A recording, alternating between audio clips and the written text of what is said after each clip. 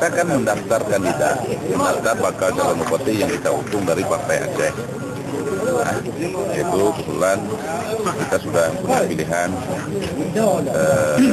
calon bupatinya Pak Damimar dan berpasangan dengan Pak Salahuddin. Beliau juga adalah seorang daripada anggota DPRD berada di Partai Aceh. Hari ini alhamdulillah kita telah mendaftarkan kedua-duanya untuk menjadi balon bupati Aceh Barat yang insya Allah kita juga akan menjadi calon, akan bertarung dalam pilkada ini yang insya Allah nanti kalau memang kandidat lain tidak ada ya sekitar 13 pasang lah sudah. Dan alhamdulillah sebagaimana penjelasan Pak Bahagia tadi, kita mungkin akan mengantongi nomor 13. Apa ada berkoalisi? Alhamdulillah sesuai sebagaimana ketentuan yang ada, DA kita agak sedikit dominan kursi DPR sehingga kita tidak melakukan koalisi dengan partai apapun.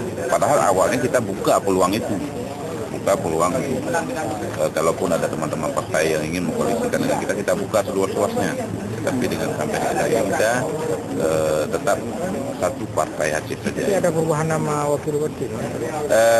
Itu bukan hanya perubahan, memang kajiannya begitu.